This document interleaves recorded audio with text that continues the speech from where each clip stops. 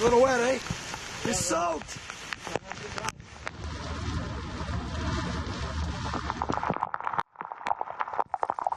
Well, within 30 seconds. Right. We're right into it, aren't we? Could I see this guy walking his dog? Oh my God.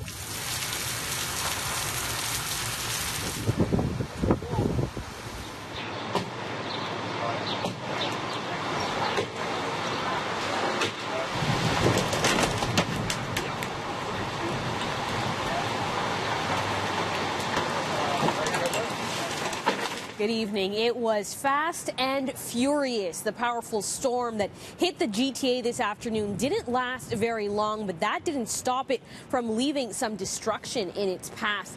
Tonight, the cleanup is underway after wild rain and winds left a mess on our city streets. Our cameras caught the heavy rains in downtown Toronto, catching some pedestrians by surprise. We're not ready for it. Well, about 5 minutes ago, we could see the skyline. I could barely see this car right in front of me now. But it wasn't really the rain that was a concern, it was the wind. Holy sh**. A City News viewer captured this scary moment. A platform being used by window washers on Sherbourne near Bloor started swaying in the wind with two workers on it. If you look closely, you can see one of the men jumping onto the balcony. Fire crews were called to the scene. Police say both men managed to escape safely.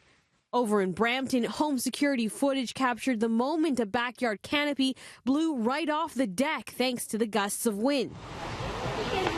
In the city's east end, tree branches left dangling over power lines that were pulled down. Residents say they were caught off guard by how fast the storm moved in. Well, in the course of about 15 minutes, the storm blew through, and I've never seen so much water in a short period of time.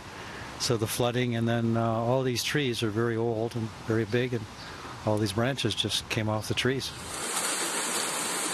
Some more viewer video shows a hunk of a massive tree taller than the house, taking out chunks of the roofs of these homes on Marchmount Street near Shaw and Davenport.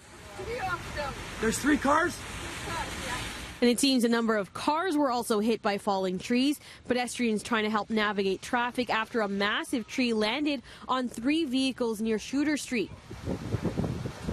Over at Bay and St. Joseph, 2 cars hit by a giant tree, causing police to shut down the street. And near Sherbourne and Bloor, fire crews arrived to help free this car trapped under a tree. No one was inside at the time. The owner managed to drive his car away without much damage.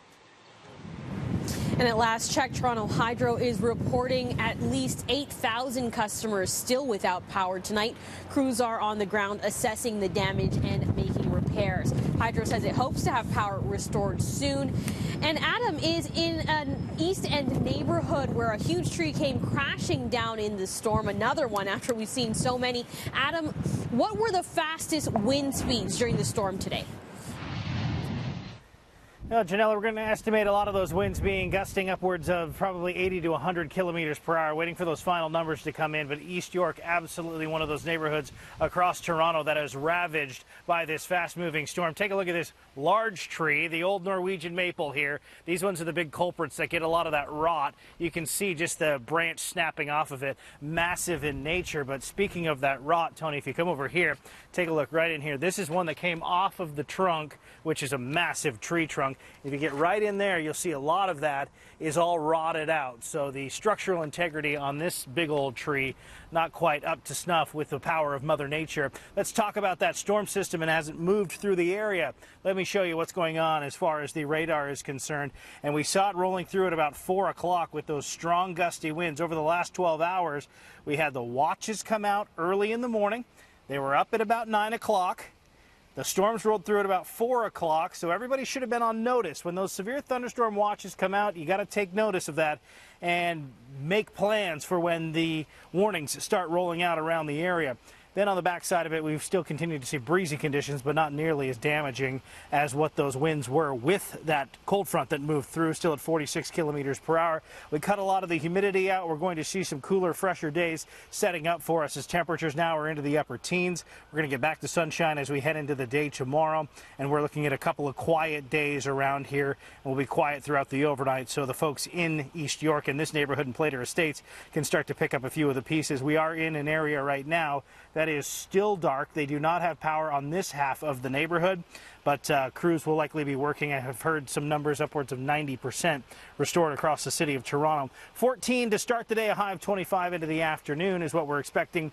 More sunshine on the way as we go through the day tomorrow, and then we're going to see more sunshine as we get into Friday. So a couple of quieter weather days setting up. We will see the potential of storms, though, returning as we get into the day on Saturday.